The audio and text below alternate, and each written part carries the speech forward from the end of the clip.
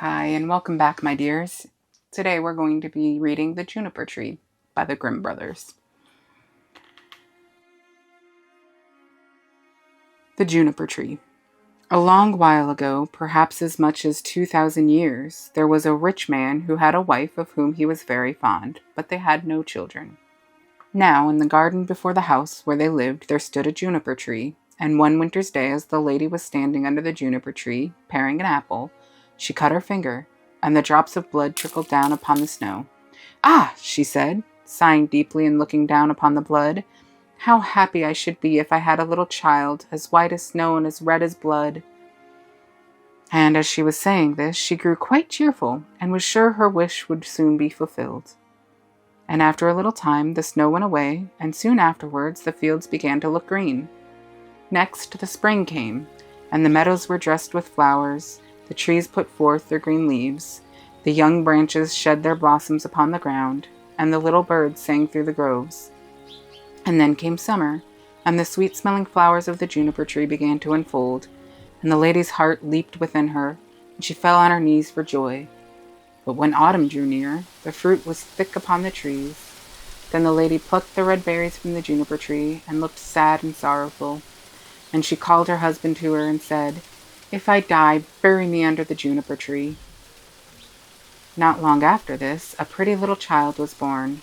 It was, as the lady wished, as red as blood and as white as snow, and as soon as she had looked upon it, her joy overcame her, and she fainted away and died. Then her husband buried her under the juniper tree, and wept and mourned over her, but after a little while he grew better, and at length he dried up his tears and married another wife. Time passed on, and he had a daughter born, but the child of his first wife, that was as red as blood and as white as snow, was a little boy. The mother loved her daughter very much, but hated the little boy, and bethought herself how she might get all her husband's money for her own child.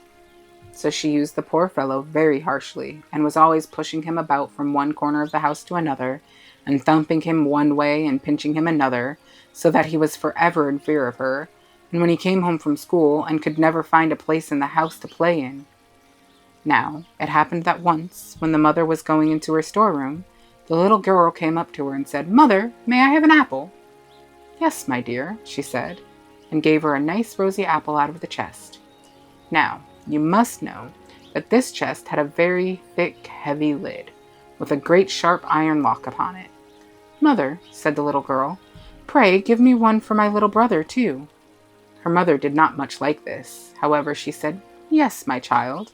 When he comes home from school, he shall have one too." As she was speaking, she looked out of the window and saw the little boy coming. So she took the apple from her daughter and threw it back into the chest and shut the lid, telling her that she should have it again when her brother came home. When the little boy came to the door, this wicked woman said to him with a kind voice, "Come in, my dear, and I will give you an apple." "How kind you are, mother," said the little boy. "I should like to have an apple very much." "Well, come with me then," she said. So she took him into the storeroom and lifted up the cover of the chest and said, "There, take one out yourself."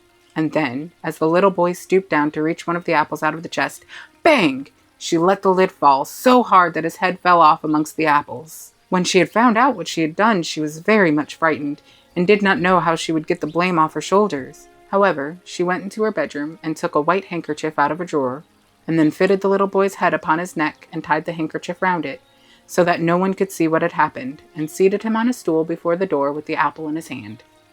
Soon after, Marjorie came into the kitchen to her mother, who was standing by the fire and stirring about some hot water in a pot. "Mother," said Marjorie, "my brother is sitting before the door with an apple in his hand. I asked him to give it to me, but he did not say a word and looked so pale that I was quite frightened." "Nonsense," said the mother. "Go back again, and if he won't answer you, give him a good box on the ear." Marjorie went back and said, "Brother, give me that apple." But he answered not a word, so she gave him a box on the ear, and immediately his head fell off.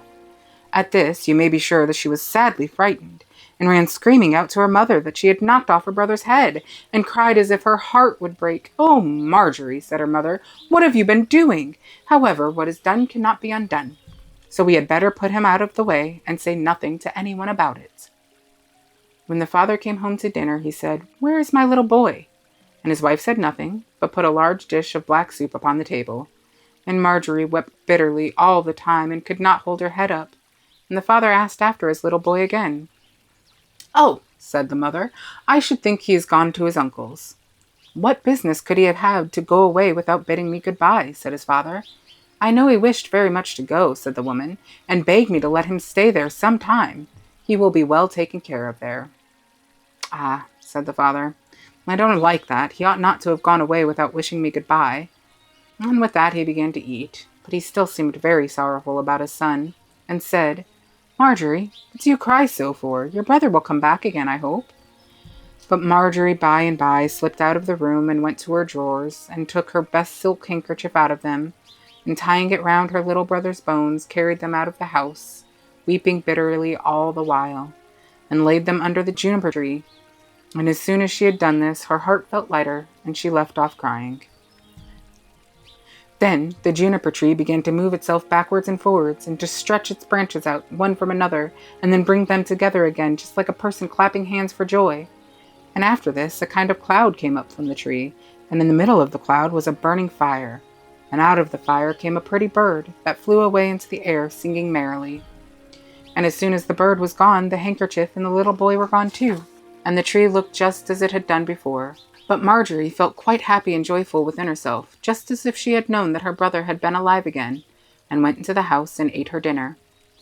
But the bird flew away, and perched upon the roof of a goldsmith's house, and sang, "My mother slew her little son, my father thought me lost and gone, but pretty Marjorie pitied me, and laid me under the juniper tree, and now I rove so merrily, as over the hills and dales I fly. Oh, what a fine bird am I!" The goldsmith was sitting in his shop finishing a gold chain, and when he heard the bird singing on the housetop, he started up so suddenly that one of his shoes slipped off. However, without stopping to put it on again, he ran out into the street with his apron on, holding his pincers in one hand and the gold chain in the other. And when he saw the bird sitting on the roof with the sun shining on its bright feathers, he said, "How sweetly you sing, my pretty bird. Pray sing that song again." "No," said the bird, "I can't sing twice for nothing. If you will give me that gold chain, I'll try what I can do." "There," said the goldsmith, "take the chain, only pray sing that song again." So the bird flew down, and taking the chain in its right claw, perched a little nearer to the goldsmith, and sang, "My mother slew her little son, my father thought me lost and gone, but pretty Marjorie pitied me, and laid me under the juniper tree, and now I rove so merrily, as over the hills and dales I fly. Oh, what a fine bird am I!" After that, the bird flew away to a shoemaker's, and sitting upon the roof of the house, sang the same song as it had done before. When the shoemaker heard the song, he ran to the door without his coat, and looked up to the top of the house, but he was obliged to hold his hand before his eyes, because the sun shone so brightly. "Bird," said he, "how sweetly you sing!" Then he called into the house, "Wife, wife, come out here, and see what a pretty bird is singing on the top of our house." And he called out his children and workmen, and they all ran out and stood gazing at the bird with its beautiful red and green feathers, and the bright golden ring about its neck, and eyes which glittered like the stars. "Oh, bird," said the shoemaker, "pray sing that song again." "No," said the bird, "I cannot sing twice for nothing. You must give me something if I do." "Wife," said the shoemaker, "run upstairs into the workshop and bring me down the best pair of new red shoes you can find." So his wife ran and fetched them. "Here, my pretty bird," said the shoemaker, "take these shoes, but pray sing that song again." The bird came down, and taking the shoes in his left claw, flew up again to the housetop and sang, "My mother slew her little son, my father thought me lost and gone, but pretty Marjorie pitied me, and laid me under the juniper tree, and now I rove so merrily, as over the hills and dales I fly. Oh, what a fine bird am I!" And when he had done singing, he flew away, holding the shoes in one claw and the chain in another, and he flew a long, long way off, till at last he came to a mill. The mill was going clipper-clapper, clipper-clapper, and in the mill were 20 millers, who were all hard at work hewing a millstone. And the millers hewed, hick-hack, hick-hack, and the mill went on, clipper-clapper, clipper-clapper. So the bird perched upon a linden tree close to the mill, and began its song. "My mother slew her little son, my father thought me lost and gone." Here 2 of the millers left off their work and listened, but pretty Marjorie pitied me, and laid me under the juniper tree. Now all the millers but one looked up and left their work. "And now I rove so merrily, as over the hills and dales I fly. Oh, what a fine bird am I. Just as the song was ended, the last miller heard it and started up and said, "Oh, bird, how sweetly you sing! Do let me hear the whole of that song. Pray, sing it again." "No," said the bird, "I cannot sing twice for nothing. Give me that millstone, and I'll sing it again." "Why," said the man, "the millstone does not belong to me. If it was all mine, you should have it and welcome." "Come," said the other millers, "if he only will sing that song again, he shall have the millstone." Then the bird came down from the tree, and the 20 millers fetched long poles and worked, heave ho, till at last they raised the millstone on its side, and then the bird put its head through the hole in the middle of it and flew away to the linden tree and sang the same song as it had done before. And when he had done, he spread his wings, and with the chain in one claw and the shoes in the other and the millstone about his neck, he flew away to his father's house. Now it happened that his father and mother and Marjorie were sitting together at dinner. His father was saying, "How light and cheerful I am." But his mother said, "Oh, I am so heavy and so sad. I feel just as if a great storm was coming." And Marjorie said nothing, but sat and cried. Just then the bird came flying along and perched upon the top of the house. "Bless me," said the father, "how cheerful I am. I feel as if I was about to see an old friend again." "Alas," said the mother, "I am so sad, and my teeth chatter so, and yet it seems as if my blood was all on fire in my veins." And she tore open her gown to cool herself. And Marjorie sat by herself in the corner, with her plate on her lap before her, and wept so bitterly that she cried her plate quite full of tears. And the bird flew to the top of the juniper tree, and sang, "My mother slew her little son." Then the mother held her ears with her hands and shut her eyes close, that she might neither see nor hear. But there was a sound in her ears like a frightful storm, and her eyes burned and glared like lightning. My father thought me lost and gone. "Oh, wife," said the father, "what a beautiful bird that is, and how finely he sings, and his feathers glitter in the sun like so many spangles." But pretty Marjorie pitied me and laid me under the juniper tree. At this, Marjorie lifted up her head and sobbed sadly, and her father said, "I must go out and look at that bird a little nearer." "Oh, don't leave me alone," said his wife. "I feel just as if the house was burning." However, he would go out and look at the little bird, and it went on singing. "But now I rove so merrily, as over the hills and dales I fly. Oh, what a fine bird am I." As soon as the bird had done singing, he let fall the gold chain upon his father's neck, and it fitted so nicely that he went back into the house and said, "Look here, what a beautiful chain the bird has given me. Only see how grand it is." But his wife was so frightened that she fell all along on the floor, so that her cap flew off and she lay as if she were dead. And when the bird began singing again, Marjorie said, "I must go out and see whether the bird has not something to give me." And, just as she was going out of the door, the bird let fall the red shoes before her. And when she had put on the shoes, she all at once became quite light and happy, and jumped into the house and said, "I was so heavy and sad when I went out, and now I am so happy. See what fine shoes the bird has given me." Then the mother said, "Well, if the world should fall to pieces, I must go out and try whether I shall not be better in the air." And as she was going out, the bird let fall the millstone upon her head and crushed her to pieces.